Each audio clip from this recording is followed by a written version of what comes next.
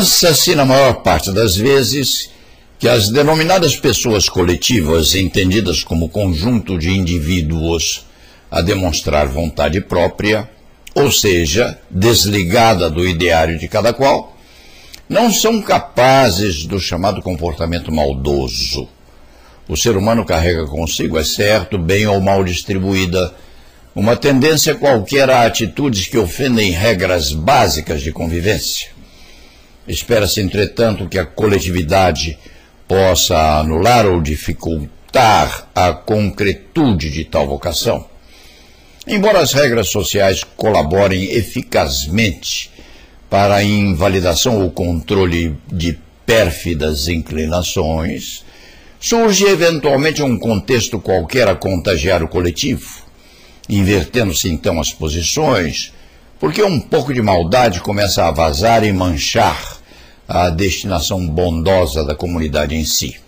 Isto vale, supinamente, para os animais superiores, porque entre os seres menos favorecidos sobrenada certamente o instinto maldoso, vendo-se grupamentos de animais a se reforçarem astutamente enquanto caçam a presa desavisada.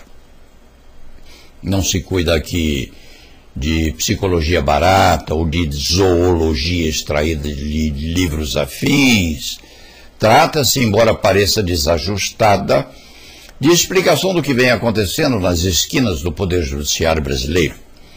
A rusga começou lá atrás, quando o Conselho Nacional de Justiça, ou melhor, quando a ministra corregedor daquele órgão, decidiu pesquisar sobre os dosséis de alguns tribunais do país, sabendo que um ou outro exibia certamente demonstrações de menor dose de equilíbrio no trato do dinheiro público, um porque nunca incomodado e, portanto, menos atento, outro por entusiasmo desmedido na avaliação de benefícios a serem distribuídos. Na verdade, nenhum segmento do organograma instituído para o inafastável relacionamento entre o poder público e o cidadão pode subsistir sem censor externo, sendo necessário explicar que tal vigilante precisa ser absolutamente independente para o chamado exercício do poder censório. Dentro da particularidade, no chamado Estado Democrático de Direito, há uma delicada teia entrelaçando o todo, numa espécie de auscultamento recíproco. Aquilo funciona sinuosamente, assumindo contornos mais acidulados quando um setor belisca o outro.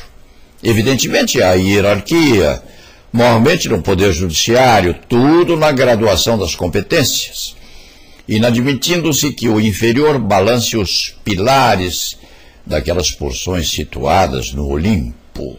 Cuida-se, entretanto, de divisão em que a atividade sensória de um, mesmo estando abaixo, pode queimar a fímbria das vestes do outro que está acima.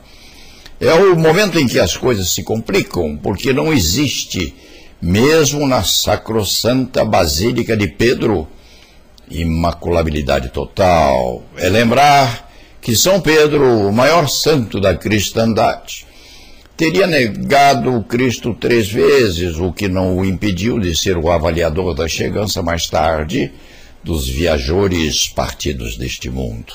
Firmando-se nisto, qualquer intérprete pode escrever sem pudor maior que os tribunais pátrios têm, sim, defeitos enormes, ou até menos ruins, mas certamente os têm. Estes ligados a manuseio inadequado do orçamento, aqueles envolvidos, quiçá, em algum ato ilegítimo de algum agente menos precavido, circunstância esta a não enodoar o coletivo, mas seguramente precisando correção. O desastre ou o desate dos problemas do Poder Judiciário brasileiro é posto com a indispensável elegância, porque não se critica com palavras cruas, por exemplo, o maître do restaurante principal do Hotel de Crillon, em Paris. Há limites a tanto, é preciso muito cuidado, e uma certa dose, aliás, um grande manto de respeito. Em muito breve síntese, diga-se que a eminente Corregedora-Geral do Conselho Nacional de Justiça, direto ou indiretamente, obteve dados sobre vencimentos de magistrados de baixa, média ou alta divisão das competências. Tanto bastou, e é fato sabido, para providências jurisdicionais limitativas advindas da Suprema Corte, uma emanada do ministro Marco Aurélio e a segunda proveniente do ministro Lewandowski. Isto está assim: publicamente exposto o debate em destemida disputa levada à imprensa, inclusive, com realce em conhecido e muito divulgado programa de debates, Roda Viva, mais entrevistas oferecidas pela ministra Eliana Calmon. O texto não constitui novidade. Qualquer cidadão, profissional ou leigo, conhece os desdobramentos. O enredo, ele próprio, não se arreda de qualquer briga mais acentuada entre indivíduos, grupelhos ou grandes comunidades. Uns atacantes passam a ser atacados, evidenciando-se a fragilidade eventual das polimorfas estruturas. Assim, quando se afirma que um magistrado recebeu indevidamente quantia vultosa, vem a recarga ou confronto, porque o acusador teria também obtido benefício assemelhado. Vale a disputa em todos os setores, até mesmo em hipotética licitação mal dirigida.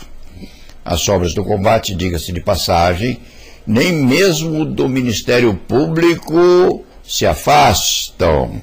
Esta instituição, acusadora por excelência, teve defeitos exibidos pelo respectivo Conselho Nacional, acentuando-se irregularidades na tramitação de procedimentos inquejantes.